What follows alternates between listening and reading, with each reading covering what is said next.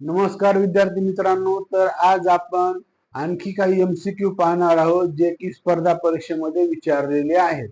त्यातील पहिला MCQ आहे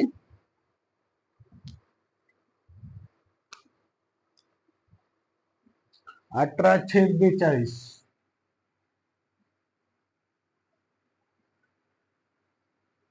तर याला आपल्याला दशांश अपूर्णांकामध्ये लिहायचं आहे.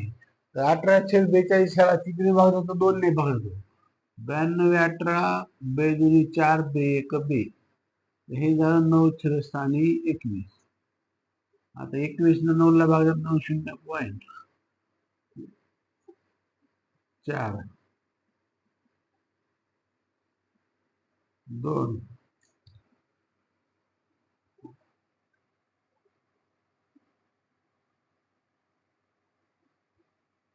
आणि 9. हे झालं आपलं फायनल आन्सर.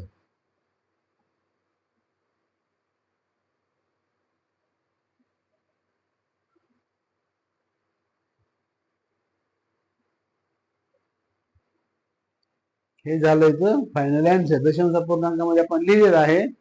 छेद आणि अंश स्वरूपाची संख्या ही आपण आज दशांश अपूर्णांकामध्ये लिहिण्याचा प्रयत्न केला आणि मांडलेली आहे. त्यानंतर दुसरं उदाहरण आहे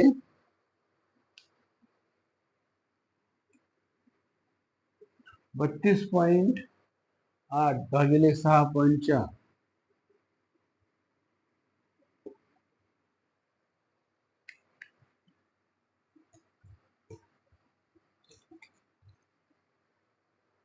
0.41 भागिले 2.56. याला जर सरळ रूप दिलं, या ठिकाणी छेदस्थानी एक अंक आहे, दशांश अंश स्थानी एक आहे, तर हे कटून गेले. या ठिकाणी 2 आहेत, ही कटून गेले. म्हणजे 328 भागिले 64 अधिक 41 भागिले 256. याला जर आपण सरळ रूप दिलं तर छेदस्थानी असा येतो 256. 64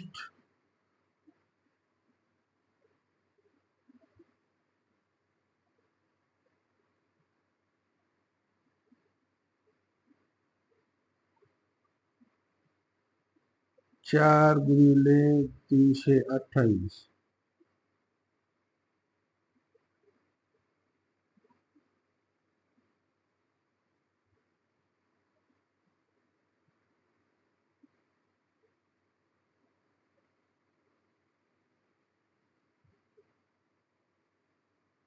हे ते येणार प्लस हे 41 बरोबर आहे.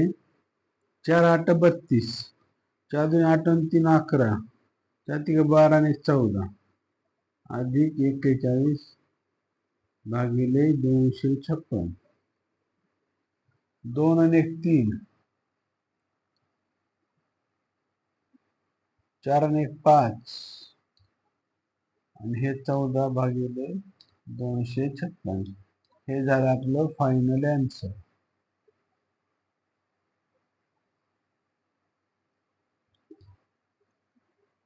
लक्षात. तर या फॉर्मॅट मध्ये आपण उदाहरणं पाहिलेली आहेत. त्यानंतर पुढचं उदाहरण आहे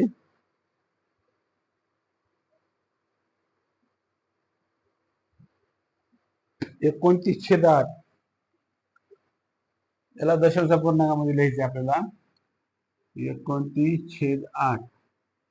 तर हे 8 त्रिक 24 खाली राहिले 5, 8 सक 48, 8 2 16, 8 पंचे 40. हे झालं आपलं आन्सर.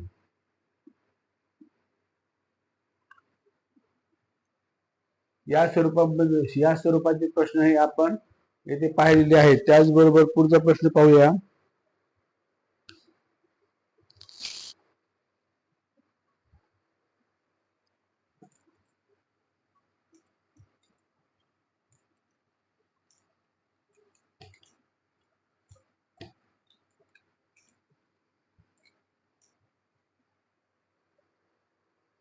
तीन छेदस्थानी 4 अधिक 7 छेदस्थानी 4 वजा 8/4. तर याच्या बरोबर आन्सर काय आहे ते आपल्याला काढायचं आहे. आता छेद 4 आहे त्यामुळं कॉमन छेद 4 जशास तसा 3 + 7 - 1 बरोबर आहे 4 7 10 - 1 4. म्हणजे आपलं फायनल आन्सर आलं 9/4.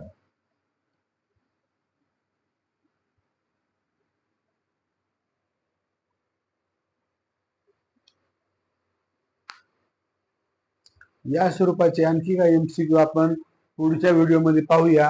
हे प्रश्न पाहता यावे किंवा हे प्रश्न तुम्हाला लक्षात यावे किंवा अशा स्वरूपाचे नवीन प्रश्न पाहावयास मिळावे याकरिता चॅनलला सबस्क्राईब आणि लाईक करायला विसरू नका आणि बेल आयकॉन दाबून चॅनलला सबस्क्राईब करा. धन्यवाद.